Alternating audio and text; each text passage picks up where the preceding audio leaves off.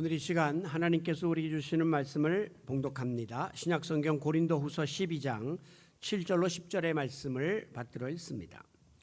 여러 계시를 받은 것이 지극히 크므로 너무 자만하지 않게 하시려고 내 육체에 가시 곧 사탄의 사자를 주셨으니 이는 나를 쳐서 너무 자만하지 않게 하려 하심이라. 이것이 내게서 떠나가게 하기 위하여 내가 3번 주께 간구하였더니 나에게 이르시기를 내 은혜가 내게 족하도다. 이는 내 능력이 약한 데서 온전하여짐이라 하신지라. 그러므로 도리어 크게 기뻐함으로 나의 여러 약한 것들에 대하여 자랑하리니 이는 그리스도의 능력이 내게 머물게 하려 함이라. 그러므로 내가 그리스도를 위하여 약한 것들과 능욕과 궁핍과 박해와 곤고를 기뻐하노니 이는 내가 약한 그때의 강함이라. 아멘.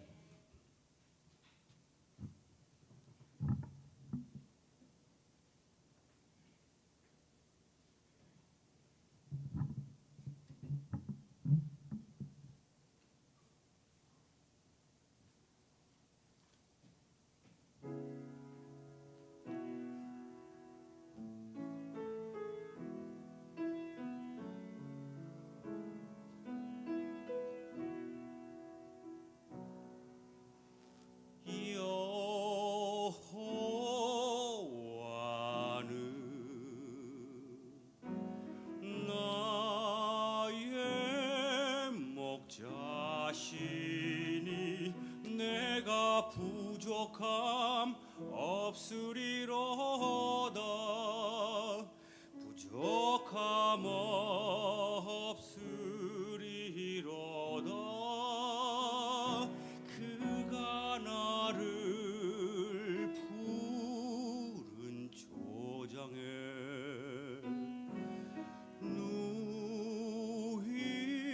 누이시며 쉴 만한 물가으로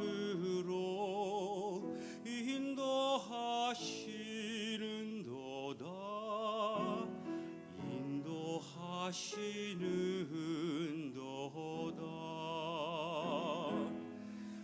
내 영혼을 소생시키시고 자기 이름을 위하여 의의 길로 인도하시는도다. 내가 사망의 음침한 골짜기로 다닐지라도 해를 두려워하지 않을 것을 주께서 나와 함께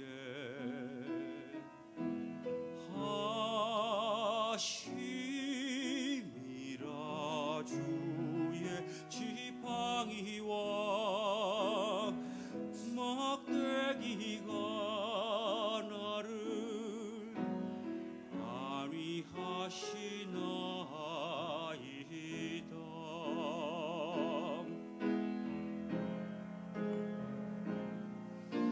주께서 나의 원수를 목전에서 내가 상을 베푸시고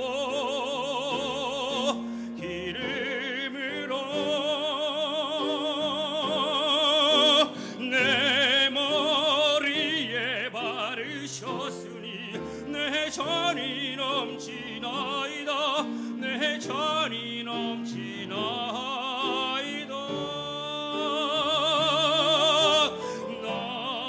나의 평생에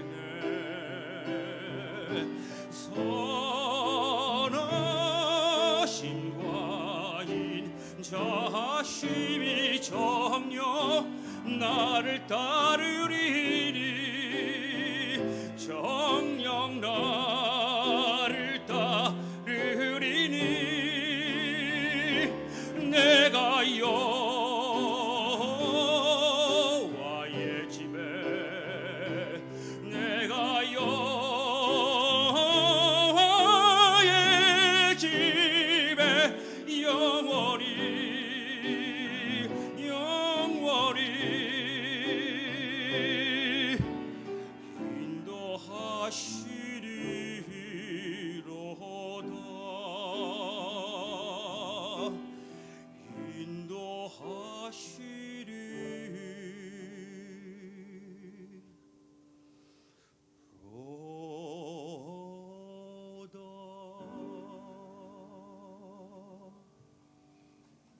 할렐루야. 감사합니다. 시편 23편을 아주 이 찬양을 통해서 통째로 한번 쭉 훑는 그런 귀한 시간이었습니다. 감사합니다. 불완전한 우리 인간은 누구나 예외 없이 약점을 지니고 있습니다. 물론 사람들은 부족함 없이 완벽하고 뭐든지 잘하며 강하기를 원하지만 그렇게 모든 것을 다 갖춘 사람은 세상에 한 사람도 없다고 해도 아마 과언이 아닐 것입니다. 그래서 어느 분야든지 보면 절대 강자가 없어요. 정치도 통치권자는 언젠가 내려와야 되고 또 재벌도 언젠가 기울 때가 있고 또 노래를 이렇게 잘하던 이미자 씨도 이제 점점 목소리가 쇠해져서 더 이상 무대에 서기 어려울 때가 오는 거죠. 특별히 운동선수들 보면 이제 그 분야의 챔피언이 되어가지고 1인자가 되는 거예요. 세계 1위. 그런데 시간이 흐르다 보면 언젠가 더 강한 상대가 나타나서 이 사람을 제압해가지고 정상의 자리에서 물러나는 것을 볼 수 있습니다. 왜? 아무리 강해 보이지만 그 강함이 영원할 수 없고 또 그 사람이 나름대로 가지고 있는 약점이 있기 때문에 그 부분을 건드리면 그 사람은 또다시 밑으로 추락할 수밖에 없는 것이죠. 바로 이 약점이라고 하는 것을 영어에서 weak point라고 해요. 약한 부분. 그리고 뭐 핸디캡이라고도 말할 수 있을 것입니다. 뜻은 내가 지닌 것 중에 모자라거나 부족해서 다른 사람에게 뒤떨어지는 취약한 부분을 우리가 약점이라고 부릅니다. 우리는 이 약점 때문에 때로는 불만을 품습니다. 내가 이것만 없으면 참 이 분야에서 뜰 수 있을 텐데 또 어떤 때는 무슨 일을 하려고 하다가도 위축이 되고 그 약점 때문에 또 더 높은 곳을 향한 도전을 포기할 때도 있습니다. 여러분 혹시 나면서부터 팔다리가 없는 장애를 지니고 태어난 이 닉 부이치치라고 하는 사람의 스토리를 많이 들어보셨을 거예요. 지금 보면 양팔이 없고 양다리가 없고 발가락만 이렇게 엉덩이 있는 몸체에 붙어 있습니다. 그런데 이 사람이 정상인들을 향하여 던지는 메시지는 I am happy. 나 너무 행복합니다예요. 여러분 중에 지금 내가 행복하다라고 단정할 수 있는 분이 과연 몇 분이나 되겠습니까? 그는 보통 사람 같으면 벌써 포기했을 모든 것들을 선천적인 그 장애들을 이겨내고 저 남아있는 발가락 하나로 아까 보셨지만 좌판을 두드리면서 컴퓨터를 합니다. 그리고 골프도 치고요. 또 낚시도 하고요. 스킨스쿠버 물에 들어가서 다이빙도 합니다. 그리고 심지어 결혼을 해가지고 두 아들의 아빠이기도 해요. 그의 아내는 상당한 미인입니다. 또한 그는 전 세계를 다니면서 이제 행복 전도사의 사명을 감당하는데 뭐라고 외치냐면 내 삶에 더 이상의 한계는 없습니다. 나는 수많은 일을 다 하면서 살고 있습니다. 라고 전함으로 나의 약점으로 인하여 좌절 가운데 빠져 있는 우리 정상인들을 부끄럽게 만들고 있습니다. 그렇습니다. 우리는 모든 면에서 완벽하고 부족함이 없다고 하는 평가를 받고 싶어 하지만 현실은 모자라는 약점 투성이인 자신에 대해서 늘 실망하고 낙심하며 살 때가 많습니다.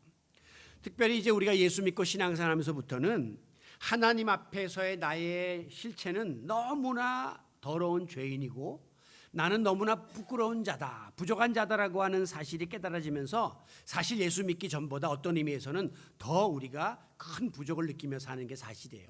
예수 믿기 전에는 그냥 자기 잘난 맛에 살았는데 예수님 믿고 난 다음에는 말씀에 비춰보고 또 주님 앞에서 나는 죄인이라고 하는 연약한 존재라고 하는 사실이 깨달아지기 때문에 그러한 것이에요. 그러나 그와 같은 자각은 어떤 의미에서 귀한 거예요. 전에는 못 모르고 그러고 살았는데 이제 알고 나니까 참 내가 부족하구나 라고 생각해서 더 겸손해지는 유익이 있습니다. 그러나 반면에 잘못하면 너무 거기에 짓눌리면 죄의식에 짓눌려갖고 위축감 속에서 열등감에 빠지며 살 수도 있기 때문에 약점은 양면성을 가지고 있어요. 유익함도 있지만 해를 가져올 수도 있다라고 하는 거예요. 특별히 오늘 본문은 자신의 약점을 믿음으로 극복해서 하나님께 귀히 쓰임을 받았던 사도 바울의 고백이 담겨져 있습니다. 7절에 보면 내가 여러 계시를 받은 것이 지극히 크므로 하나님께 참으로 말할 수 없는 큰 계시를 받았다라고 이야기하죠. 그런데 그 구체적인 내용이 뭐냐?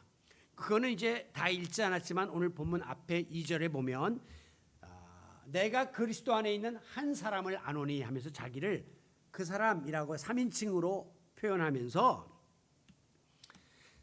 그가 14년 전에 셋째 하늘 낙원에 이끌려 올라갔다. 그 당시 사람들은 하늘이 3층으로 돼 있다고 믿었습니다. 그러니까 3층은 하나님 사시는 곳이야. 가장 높은 3층 천에 내가 올라갔다. 그리고 거기에서 말로 표현할 수 없는 엄청난 말을 내가 들었는데 감히 그 내용을 밝힐 수 없을 정도로 엄청난 체험을 바울이 한 거예요. 오늘로 말하면 천국에 올라가서 하나님 만나 뵙고 오는 이거 말할 수 없는 신비한 경험을 그가 한 겁니다. 그 이후에 바울은 7절에서 계속 말하기를 하나님께 받은 계시가 너무 어마어마하기 때문에 내가 잘못하면 교만해질까 봐 하나님이 너무 자만하지 않게 하시려고, 옛날 성경에는 자고 스스로 너무 자기를 높이지 않게 하시기 위해서 내 육체에 가시를 주셨는데 곧 사탄의 사자를 주셨다라고 밝히고 있습니다. 다시 말하면 그 당시 사람들이 누구도 감히 3층 천에 올라가서 하나님과 대면하고 엄청난 계시를 받은 사람이 없었거든요. 바울 혼자만 그런 놀라운 계시를 받았으니까 만약에 그가 이 사실을 막 떠벌리고 다니기 시작하면 바울은 감당할 수 없는 그런 대접을 받게 되고 그가 교만에 빠질까 봐 하나님이 그 몸에다가 가시를 주셨는데 곧 사탄의 사자를 주셨다. 즉 조금 잘못된 길로 나가면 그것을 가로막을 수 있도록 일종의 경고 장치를 주셨고 그 질주를 막을 수 있는 브레이크 역할을 하도록 가시를 주셨다라고 밝히고 있습니다. 여기 가시라고 하는 것은 헬라 말에서 말뚝 혹은 나뭇가지라고 하는 건데요. 즉 내 육체를 이렇게 콕콕 찌르는 그런 고통스러운 장애물이 있었다는 거예요. 특별히 그는 복음을 전하는 사도였는데 이 복음 전도자인 바울에게는 육체의 가시가 단지 일상생활을 불편하게 만들 뿐 아니라 복음을 전하는 데도 굉장히 결정적인 장애가 되었습니다. 우리 목사님들 중에 장기간 이렇게 투병하시는 분들이 계시는데 제가 아는 목사님은 지금 항암 치료만 190회를 받았어요. 그리고도 지금 설교를 하세요. 여기 하용조 목사님은 살아계실 때에 그 일주일에 3번씩 투석을 하고 주일날 강단만 간간히 지켰습니다. 이제 이런 게 목사님으로서 크게 일하는데 상당히 장애가 되고 교인들도 상당히 부담스럽고 힘든 것이 사실이거든요. 그러니까 이 바울이 이 육체의 가시가 심지어 사탄의 사자다라고 이야기한 거예요. 이게 사탄이 와가지고 나를 괴롭히는 것이라고 말할 만큼 고통스러웠습니다. 그러면 이 바울이 지녔던 육체의 가시, 그 장애, 그 약점은 무엇이었는가? 성경에는 그게 뭐다라고 콕 집어서 말하는 곳이 한 군데도 없어요. 그렇지만 제가 이 갈라디아서 4장 13절을 보니까 내가 여러분께 처음으로 복음을 전하게 된 것은 내 육체가 병든 것이 그 계기가 되었습니다 라고 세 번역에서 고백하고 있습니다. 즉 갈라디아 교인들에게 복음을 전하게 된 동기는 자기 몸이 병든 것으로 인해서 오히려 자기가 그 복음 전도의 사명을 감당하는 일에 나서게 되었다라고 몸이 병들었다라고 밝히고 있어요. 그러니까 지금 자기 몸 안에 치명적인 질병이 있었음을 알 수가 있죠. 학자들은 이 바울 서신에 나오는 여러 가지 정황을 근거로 다음과 같은 2가지의 질병을 공통적으로 지적하고 있습니다. 첫째는 안질, 눈병이에요. 그가 다메섹 도상에서 예수 믿는 사람 잡아 죽이려고 가다가 빛으로 임하시는 예수님을 만나고 꼬꾸라졌거든요. 그때 강력한 빛을 받으면서 3일 동안 눈을 뜨지 못하고 소경의 자리에 있었습니다. 그래서 그가 성읍으로 사람들의 손길에 의해서 끌려 들어갔는데 하나님이 예비하신 아나니아라고 하는 분이 안수를 해가지고 눈을 뜨게 만들어줬거든요. 바로 그때 강력하게 3일 동안이나 눈을 못 뜰 만큼 빛으로 임하시는 그 빛을 쪼였던 그 바울의 시력은 저하될 수밖에 없었다는 거예요. 그 사실을 알 수 있는 것이 이 바울 서신의 상당 부분이 대필이 되고 있는 것을 볼 수 있습니다. 바울이 직접 보면서 쓰지를 못하고 말하면 딴 사람이 받아쓰게 할 정도로 시력이 좋지 않았다. 또 하나의 그 질병은 바로 간질입니다. 사람들은 바울에 대해서 이야기하기를 그의 편지는 힘이 있고 무게가 있다. 글은 엄청나게 감동적으로 쓰는데 몸으로 대하면 실제로 실물을 보면 몸이 빈약하고 또 말도 시원치가 않았다 그렇게 말합니다. 그가 이제 열악한 선교 환경 속에서 어마어마한 곳으로 다니면서 복음 전도를 하는데 그때 그는 풍토병인 말라리아에 걸리게 되어서 끊임없는 두통과 간질 증세에 시달리게 되었다라고 보고 있는 것이에요. 그러니까 이 간질이 말이 그렇지 발작이 갑자기 정신적으로 일어나는데 복음 전도자가 얼마나 힘듭니까? 다시 말하면 저같이 이렇게 설교하다 갑자기 이러는 거예요. 그러니까 이게 덕이 안 되고 도저히 자기가 이 일을 감당할 수 없으니까 하여간 고질적인 이 병을 좀 고쳤으면 하는 바람이 있었고 특별히 복음 전도에 있어서 장애가 됩니다. 앞이 안 보이니까 원고도 볼 수 없고 이거 뭐 설교를 하려고 자꾸 했던 소리 또 할 수도 있고 이러니까 고통스러웠던 거예요. 그래서 바울이 하나님께 간절히 기도했습니다. 이걸 좀 뽑아달라고 가시를 좀 이 질병에서 자유케 해달라고 기도를 하는데요. 8절에 보면 이것이 내게서 떠나가게 하기 위하여 내가 3번 주께 간구하였더니 3번 기도했다라고 하는데 이건 문자적으로 1번, 2번, 3번 하고 안 한 게 아니라 3이라고 하는 숫자는 그 당시 히브리인들에게 완전수예요. 성부, 성자, 성령 완벽해요. 예수님 죽으신 지 하루 이틀 사흘 만에 부활하셨죠. 오늘 우리들도 뭘 하다가 3번 해보자. 그래 3번이 결론이 난다는 거거든요. 그러니까 완전수예요. 그러니까 바울이 할 만큼 했다는 거예요. 자기가 할 수 있는 최상의 것으로 하나님께 이 병을 고쳐달라고 간절히 기도를 드렸는데 정작 하나님의 응답은 어떻게 떨어졌느냐. 오늘 본문 9절에 보니까 내 은혜가 내게 족하도다. 너 그만하면 나로부터 은혜를 충분히 입어서 그러니까 이것은 내 능력이 약한 데서 온전하여 짐이라 라고 말씀했습니다. 즉 그 가시, 그 약점, 그 고통 그냥 지니고 살아라 이렇게 말씀한 거예요. 참 얼른 들으면 굉장히 서운한 말씀이에요. 지금 바울이 뭐 딴 일 하는 것도 아니고 복음 전도하는데 질병 없이 건강하면 훨씬 효율적으로 힘있게 복음을 전할 수 있을 텐데 바울이 그것 때문에 좀 이 질병에서 자유케 해달라고 기도했는데도 하나님은 그만하면 은혜 충만히 받았으니까 그냥 그러고 살아라고 말씀하는 거죠. 자, 우리가 이 바울의 이 모습을 보면서 많은 사람들이 바울은 기도응답을 못 받았다 그렇게 이야기해요. 여러분들도 그렇게 생각되죠? 내가 원했는데 바랬는데 기도했는데 하나님이 그냥 바람대로 안 해주셨으니까 기도응답 못 받은 거잖아요. 이거는 우리가 생각하는 아주 유치한 기도의 수준입니다. 우리는 무조건 내가 바라는 거 막 하나님 앞에 아뢰이고 하나님이 다 들어줘야 응답받았다고 기뻐하는데 그것만이 응답이 아니에요. 그건 예스의 응답, 그래 라고 하는 응답이고 또 하나 뭐가 있다 그랬죠? 노의 응답도 응답이라고 했습니다. 그러니까 바울이 응답 안 받은 게 하나님이 말씀해 주셨잖아요. 그냥 그러고 살라고. 그러니까 노의 응답도 응답이에요. 그리고 또 하나가 있는데 그게 바로 웨이팅, 그러니까 좀 기다려봐 하는 3가지의 기도 응답이 있다는 거예요. 우리 아이들이 갑자기 아빠 나 자전거 2발 자전거 사주세요 할 때 아버지가 보고 아 얘가 이제 컸고 탈만하다 하면 예스 그래 사줄게 하고 사주는 거가 있어요. 2번째는 아직도 너무 어리고 위험하니까 안 돼 노 하고 응답하는 거 있어요. 3번째는 아예 안 사주겠다는 게 아니야. 너 2년만 기다려. 그러면 너 몸이 커지면 내가 사줄게. 기다려. 요 3가지가 있단 말씀이죠. 바울은 그 중에서 노의 기도응답을 분명히 받은 겁니다.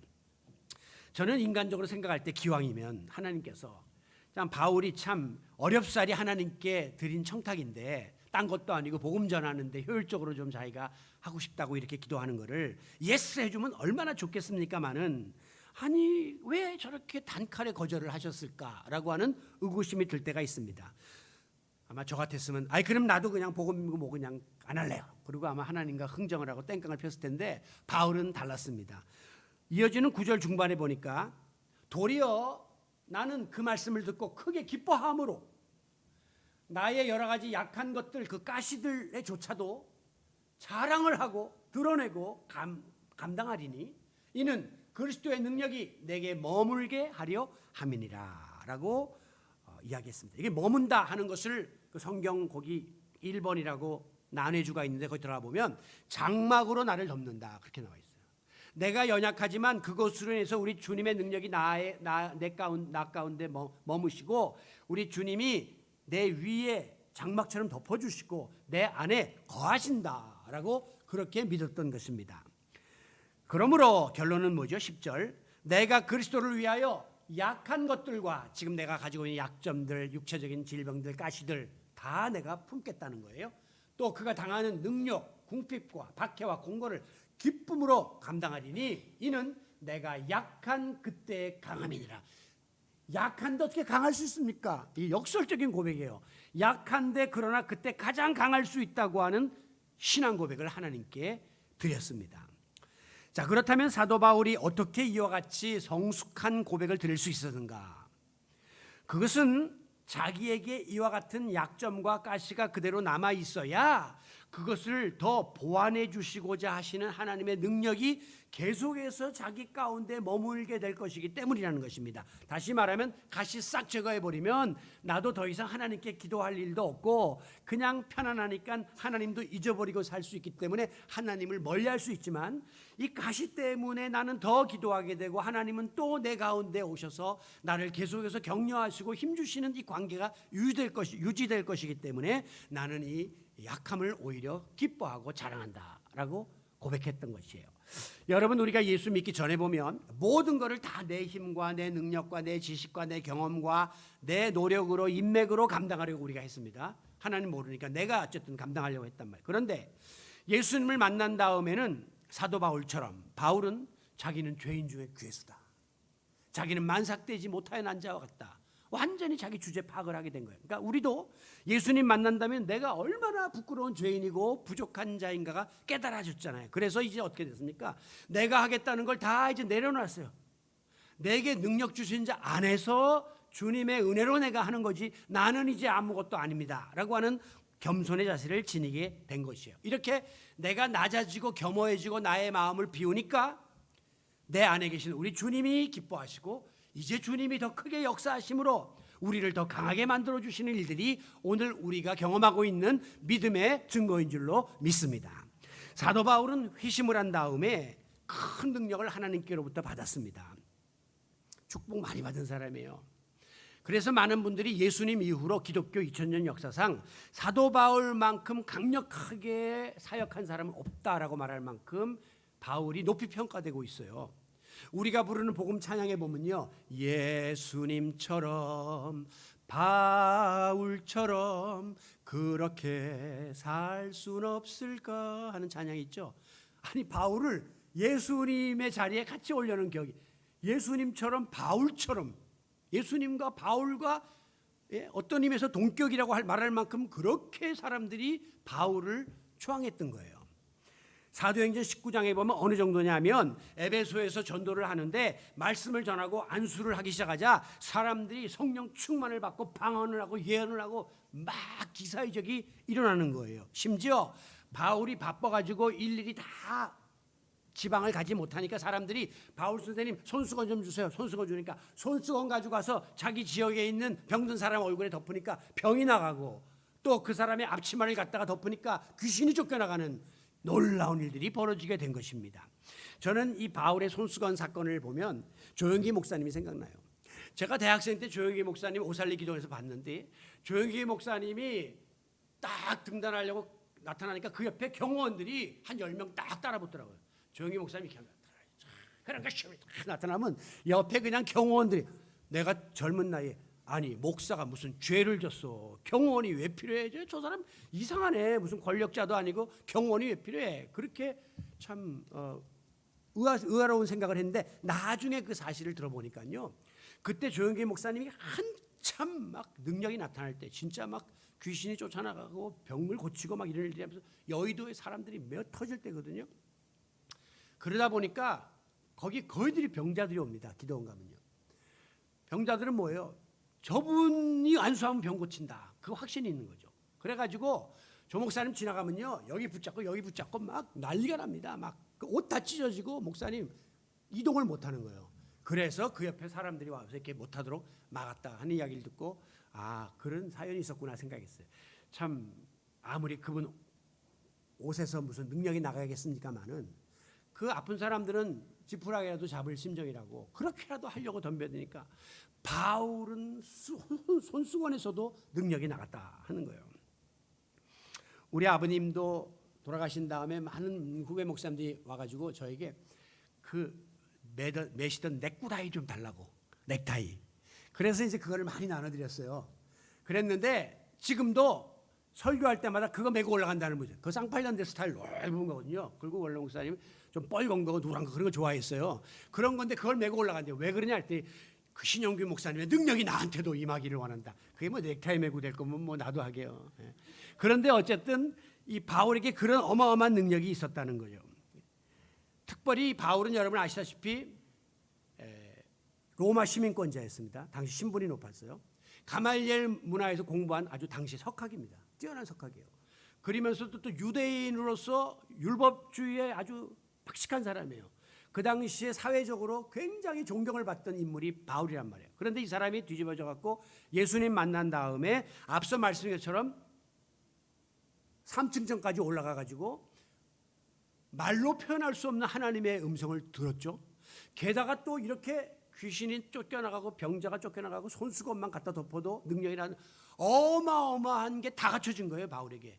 제가 서두에 세상에 완벽한 사람은 없다 그랬지만 바울은 지금 완벽에 최대한 근접해 있는 사람이 된 거예요. 그러니까 바울은 인간적으로 교만하지 않을래야 않을 수 없는 교만의 완벽한 조건을 갖추게 된 겁니다. 영육간에. 만약에 이런 바울에게 하나님이 그래 그러면 육체가 좀 힘드냐 가시를 뽑아줬으면 아마 바울은 분명히 교만의 늪에 빠졌을 겁니다. 그리고 실족해서 다시 세상으로 나갔을 수도 있다는 거죠. 그러니까 하나님께서 만에 하나라도 너 너무 많이 갖췄으니까 교만의 유혹에 빠질까 봐 그 경고하는 의미로 그 몸에 가시를 남겨두어서 그 병을 그대로 두신 거예요. 바울은 이 비밀을 늦게 깨달았습니다. 이것마저 빼주면 내가 힘있게 더 복음을 전할 줄 알았는데 하나님은 그 병은 네가 가지고 있는 것이 너에게 더 유익하고 복음이 더 힘있게 선포되고 네가 나를 더 찾게 되고 나도 너에게 머무는 데 있어서 도움이 된다라고 말씀을 하시니까 바울이 기뻐함으로 이 사실을 받았고 또 자기의 약함을 오히려 자랑했다. 그렇게 고백하고 있는 것이죠. 여러분 우리가 때때로 어린아이와 같은 유치한 믿음의 자리에 놓여 있을 때는요. 무조건 내 입장만 내세우고 내 뜻대로 안 되면 우리는 땡깡 부리고 불평불만했습니다. 우리 기도도 똑같습니다. 앞서 말씀드렸지만 우리는 예수의 기도만 기도해요. 내가 기도했는데 왜 응답 안 됐냐고 막 시험 들었다는 사람 많은데 그거 참 난감해요. 어떤 분은요. 자기 이 아파트 당첨되게 해달라고 기도를 해서 열심히 기도했는데 떨어졌어요. 근데 그 다음 주도 안 나오는 거예요. 왜 안 나옵니까 했더니 목사님이 기도해 줬는데 아파트 당첨 안 됐기 때문에 기도 응답 안 됐으니까 그런 하나님 안 믿는다는 거죠. 자기 안 도와줬다는 거죠. 이건 어린아이들의 생각입니다.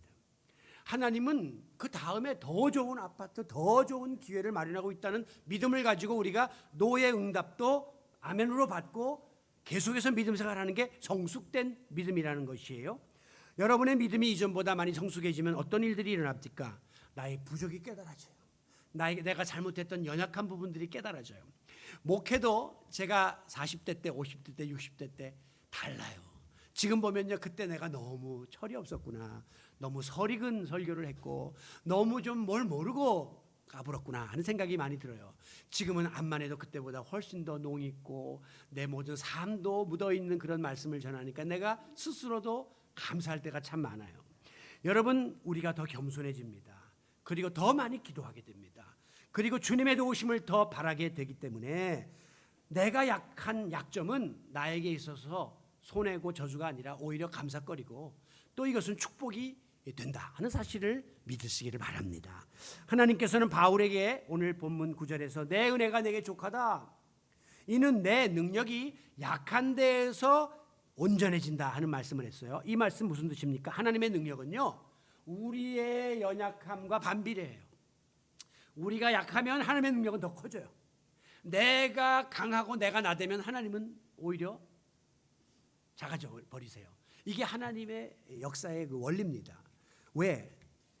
자, 우리 인간이 자기 힘 믿고 의기양양한데 하나님이 거기 왜 개입하십니까? 내 힘 믿고 내 재물 믿고 내 지식 믿고 내 인맥 믿고 지금 막 설치는데 하나님이 거기 들어가실, 하나님이 서실 자리가 없는 거죠. 교회 교인들 똑같습니다. 사업 잘 되고 건강하고 뭐 자식들 뻗어 그러면요 교회 생활 대면대면합니다. 아내도 지금 잘 돌아가고 먹고 살 수 있으니까. 하나님은요 인간의 힘이 강할수록 뒷전으로 밀릴 수밖에 없는 거예요. 물에 빠진 사람들을 구조할 때도 마찬가지라고 합니다. 이 사람이 빠지자마자 막 들어가서 끌어내오려고 그러면요, 그 사람에게 아직도 남아있는 힘이 있기 때문에 이 구조자를 같이 붙잡고 안 놓고 같이 물속으로 들어가서 둘 다 피해를 볼 수 있다는 거예요. 그래서 할 수 있으면 저 사람이 조금 물 먹게끔 조금 기진맥진할 때까지 기다렸다가 가서 뒤에서 목덜미 잡아 나오라는 거예요. 여러분, 오늘 하나님은 우리의 무능과 연약함을 아십니다. 그런데 그거 모르고 길길이 날뛸 때는 하나님이 좀 철들라고 내버려 두세요. 그러나 깨닫고 인정하고 천부의 의지 없어서 손들고 옵니다라고 하나님께 두 손을 높이 들면 비로소 하나님이 강하신 편팔로 우리의 그 연약한 손목을 끄집어내 주실 줄로 믿습니다. 그렇지 않으면요, 하나님도 수수방관하세요. 자기가 하겠다고 막 설치니까 한번 해봐라, 어디까지 하는가라고 방관할 수밖에 없는 거죠.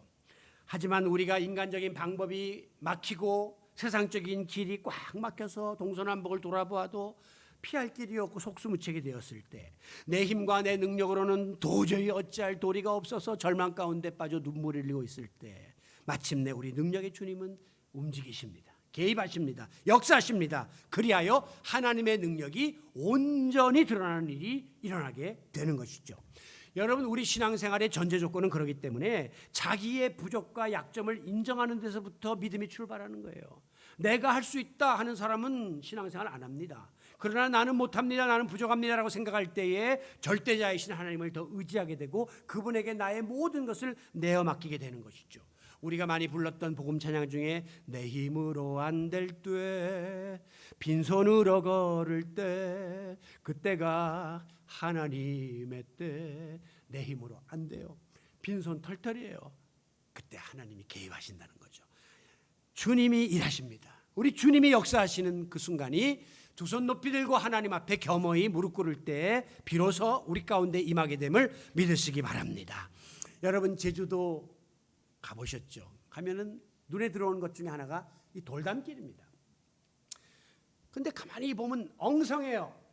짜임새 있게 탁탁탁탁 담을 쌓은 게 아니라 돌멩이들을 이렇게 듬성듬성 얹혀놨단 말이에요. 그런데 이 이유가 있어요. 이것은 제주도는 아시다시피 바람이 많은 곳입니다. 그러니까 이 돌멩이들을 빈틈없이 꽉 메워놓으면 그 강한 바람의 저항에 의해서 넘어가는 일이 벌어지기 때문에 일부러 이렇게 듬성듬성 틈을 만들어놔서 바람이 빠져나가게끔 만들어 놓은 거예요. 이게 바로 부족의 미학이라는 거예요. 모자람의 미학이라는 거예요. 제가 이 시야가 좀 불편해서 우리 안 권사님 내가 이태원 원장한테 갔어요. 여기가 좀 떠서 자꾸 이물질이 끼는데 거기를 좀 확 메꿔줄 수 없냐? 그랬더니 목사님 안 됩니다. 아, 왜요? 그 매일 거기다 잇몸을 상하게 하는데 했더니 그게 비어 있어야 그게 그 이와 이 사이에 그 어떤 힘들이 작용하는 데 되지. 그걸 메꿔버리면 목사님 뭐 거기 뭐 음식물 안 들어가니까 편할지 모르지만 나중에 더 큰 어려움이 전체적으로 오게 됩니다라고 해요. 아, 이게 구멍이 있는 것이, 빈틈이 있는 것이 때로는 나에게 유익하구나 하는 것을 깨닫게 되었습니다. 모든 것이 꽉 차고 너무 단단하면요, 결과는 부러지는 것밖에 없어요. 깨지는 것밖에 없단 말이에요. 그래서 이렇게 플렉시블하다 그러죠. 이렇게 유연성 있는 것들이 좋은 거예요. 사회생활도 마찬가지로 빈틈없이 완벽해 보이는 사람, 그거 피곤합니다. 2% 부족해 보이는 듯한 사람이 훨씬 인간미가 있고 인기도 좋고 성공할 확률도 높아서 회사에서도 그런 사람을 선호한다는 거죠. 저도요, 과거에는 아주 완벽주의를 추구하는 사람입니다. 무슨 일이든지 맺고 끊는 것이 분명하고 깔끔하게 처리하는 것을 좋아하고, 그렇지 못하면 상당히 못마땅해하고 이렇게 무시하는 그런 경향이 있었어요.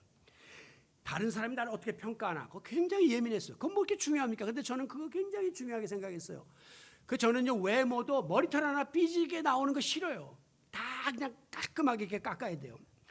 그리고 교회에서도요, 뭐 이렇게 와서 초가 이렇게 조금만 기울어져 있어도 제가 가서 다 바로잡고, 여기 꽃과 꽃의 이 맞은 제가 가서 발로 거리다 재가지고 이거 다 놔요.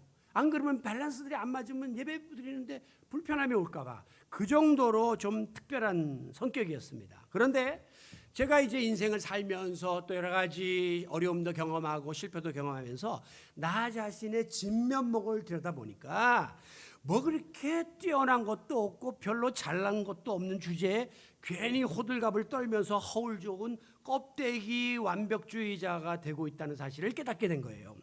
그 후로부터는 나의 부족과 연약함이 크게 보이기 시작했어요. 그전에는 나는 장점이 많은 사람이야, 내 또래 중에 이만한 사람은 없어, 그렇게 생각했거든요. 내 나이에 이렇게 큰 교회 목회하는 사람이 있어? 없잖아. 나는 이렇게 생각을 한 거예요. 그런데 그 다음부터는 내가 부족하고 내가 연약하다는 게 많이 느껴지면서 이제는 내 있는 모습 그대로를 드러내고 내가 가지고 있는 약점도 거리낌 없이 내어놓음으로 솔직히 고백하는 그런 자리에까지 이르게 되었습니다. 그랬더니 주위 사람들한테 중보기도도 부탁하게 되더라고요. 그전에는 중보기도 잘 부탁 안 했습니다. 뭐 내 기도 내가 하면 되지 왜 지가 해가지고 남의 기도까지 해줘. 안 해요. 목사님들끼리 모이면 내 아쉬운 이야기 안 해요. 해봤자 소문만 내지 그 사람들이 나 도와줄 것도 아닌데 뭐 다 이랬어요.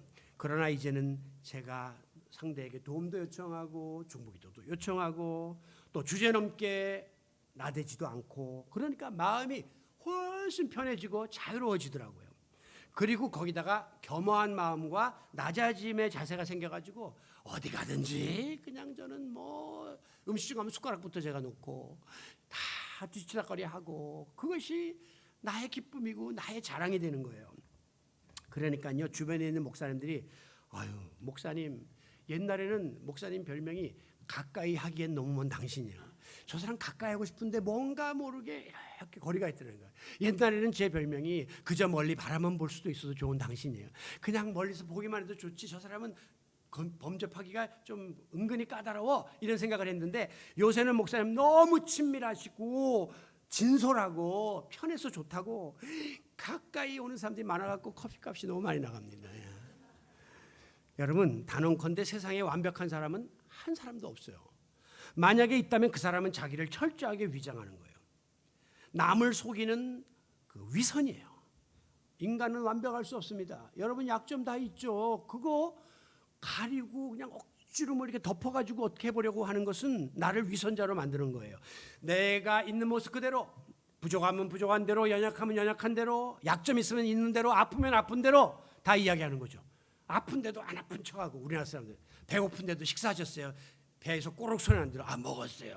왜 거짓말합니까? 안 먹었으면 안 먹었다고 배고픔을 이야기해야 되는데 만약라도 이 사람이 그것 때문에 부담을 가질까 봐 그런 거거든요. 이런 관계들은 우리를 서로 다 겉돌게 만들고 멀리 가게 만드는 것입니다.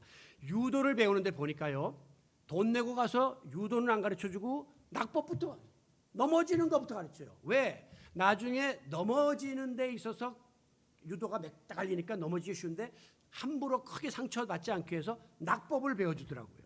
그런데 오늘 우리 세상살이는 내가 넘어지면 끝나. 나는 어떻게 해서라도 안 넘어지고 상대를 넘어져야 그 사람을 밟고 일어서서 내가 승자가 되는 거예요. 그러니까 넘어지면 끝장이다라고 생각되니까 어떻게 해서라도 약점을 커버하려고 그러고 숨기려고 그러고 아쉬운 소리 안 하려고 그러고 내가 완벽한 것처럼 잘하는 것처럼 이렇게 기를 쓰고 몸부림을 치는 거예요. 여러분, 넘어질 수 있어야 또 일어나는 거죠. 안 넘어지려고 버티다가 넘어지면 부러져 버린단 말이에요. 못 일어날 수가 있다는 것입니다. 남자는 울면 안 된다. 우리나라 사람들은 그렇게 배워왔습니다. 그래야 강한 아버지, 강한 남편의 이미지를 심어야 된다. 그러다 보니까 우리 아버지들은 감정을 속입니다. 두 어깨는 축 처져 있는데도 안 그런 척, 집에서는 모른 척, 회사에서 실직했는데도 아무런 일도 없이 출근해서 우면산 돌아다니다 오고 이러고 있는 거예요. 위선자가 되는 거죠. 그러다 보니까 그게 권위인 줄로 착각을 하고 있습니다. 제가 언젠가 미국에 있는 아들과 함께 전화를 하다가 무슨 일이 있어서 감정이 북받쳐가지고 근데 병철아 하면서 눈물을 보이고 말았습니다. 얼마나 창피한지, 아유 내가 아들한테 이거 왜 내가 이거 이런 모습을 보였나. 근데 그 다음날 이메일이 왔어요. 아빠의 그 힘든 감정을 나눌 수 있는 상대로 성인이 된 나를 인정해 주는 것 같아서 너무 감사했어요. 아빠 뭐든지 나한테 말씀하시고 함께 나누어요. 같이 기도할게요. 그렇게 온 걸 보면서 부끄러움이 좀 상쇄됐는데, 나의 부족한 약점을 숨기려고 들지 마세요. 그것 때문에 뭐 주눅이 들고 위축할 필요도 없어요. 왜? 다 어차피 들춰보면 비등비등한 약점들을 조금 다를 뿐이지 갖고 있거든요. 우리가 오히려 약점을 내어놓고 하나님께 매달리면 하나님과의 관계가 더 돈독해져요. 다른 사람 앞에서 자꾸 자기 숨기고 뭐 컴플렉스 없이 뭐 이렇게 완벽한 것처럼 하는 것보다 진솔하게 상대하면 그 사람과의 인간관계가 더 끈끈해지고 더 세상살이가 편해져요. 그렇습니다. 나의 부족과 허물로 인해서 내 마음속 깊숙이 뿌리내리고 있는 이 약점의 쓴뿌리가 있습니까? 절대 거기에 발목 잡히거나 매몰되지 마십시오. 내 모습 그대로 하나님께 내어놓고 겸손하게 무릎을 꿇으세요.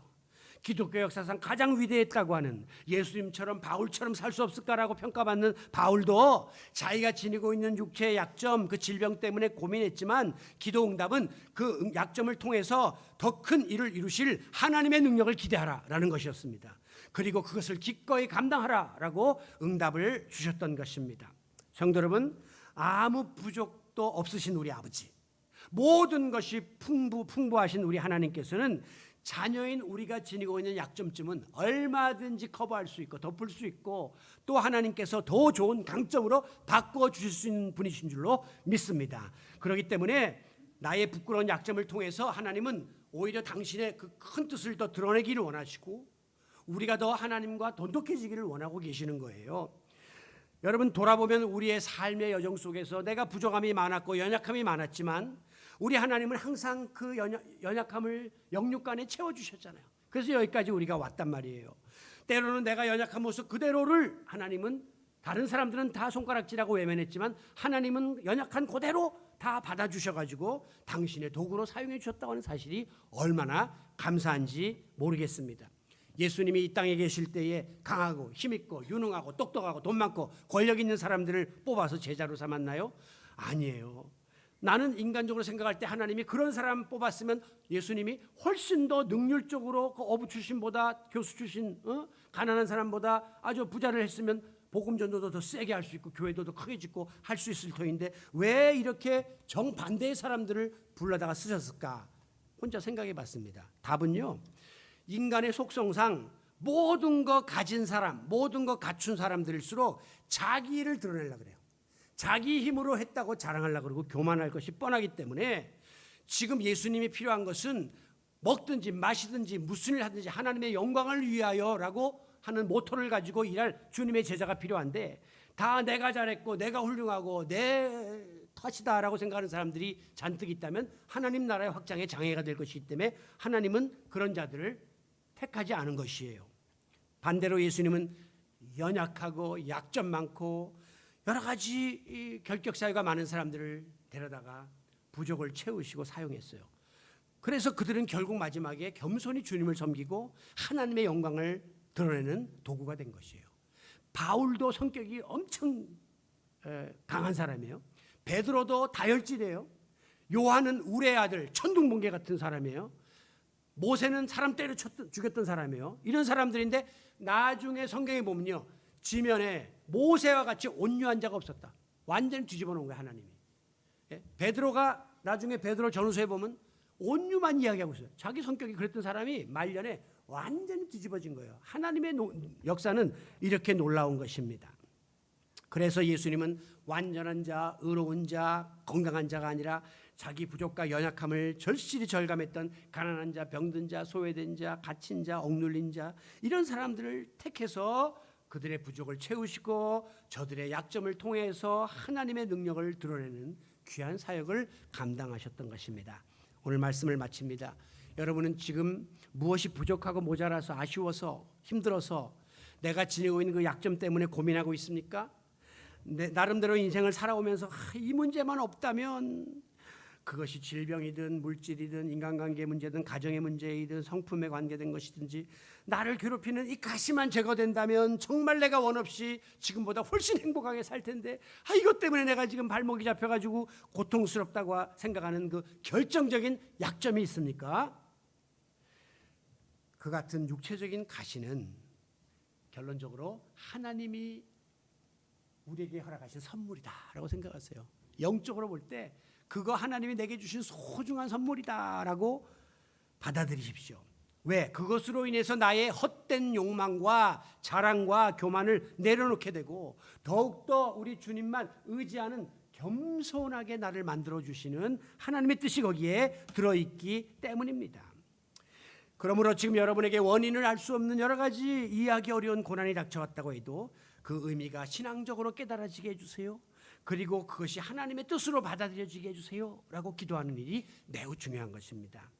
혹시 여러분이 지금까지 기도할 때마다 그렇게 매번 하나님께 금식도 하고 매어달리면서 구했건만 여전히 채워지지 않는 그 연약함이 있다고 하더라도 사도 바울처럼 그것으로 인해서 하나님은 더 내 안에 오래 머물러 계십니다. 내가 이거 다 체험받으면요 우리 주님 그냥 떠나세요. 이거 있으니까 주님 더 계신 게 낫지, 이거 다 해결받고 주님 떠나는 것보다. 그렇죠? 그러니까 주님, 내가 약함 때문에 더 주님과 관계를 계속 유지하고 주님이 내게 더 머물러 있기를 원해요 라고 기도하세요. 그리고 마지막에 궁극적으로 이것을 통해서 하나님의 능력이 드러난다. 나는 약하지만 하나님이 개입하셔서 하나님이 더 크게 부각되는 이 결과가 주어진다는 사실을 깨닫고 감사함으로 감당해 나갈 수 있기를 원합니다. 아무쪼록 나를 깊숙이 얽어매고 있는 이 약점의 쓴뿌리에서 벗어나서 내가 약한 그때가 곧 강한 순간이다. 왜? 하나님이 개입하시고 하나님이 역사하시는 순간이니까 라고 하는 사도 바울의 이 역설적인 고백을 함께 드릴 수 있는 성숙한 믿음의 소유자들이 되시기를, 연약하기 그지없는 나를 통해서도 하나님의 크신 능력을 드러내기 원하시는 예수 그리스도의 이름으로 축원합니다. 존귀하신 아버지 하나님, 오늘도 주 앞에 나왔습니다. 내가 나를 봐도 한심한데 우리 주님이 나를 보면 얼마나 부족투성이겠습니까? 또 다른 사람들이 나를 알게 되면 얼마나 실망을 하겠습니까? 그러함에도 불구하고 이 약점 때문에 절망하거나 낙심치 아니하며 오늘도 주님 앞에 나와 무릎을 꿇습니다. 바울이 그 가시만 없으면 훨훨 날아다닐 것 같았지만 우리 주님은 그 가시를 지닌 채 사는 것이 오히려 하나님의 뜻이 드러나고 하나님이 계속해서 머무는 비결이라고 말씀했사오니 오늘 우리도 그와 같은 아버지의 말씀에 순종하여 내게 주어진 약점에 크게 얽매이지 말고 하나님의 놀란 그 은혜와 아버지의 나타나실 섭리를 바라보면서 감당하고도 남음이 있는 믿음의 자녀들이 되게 하여 주시옵소서. 예수님의 이름으로 기도하옵나이다. 아멘. 나는 부족하지만 우리 하나님이 힘이 되십니다.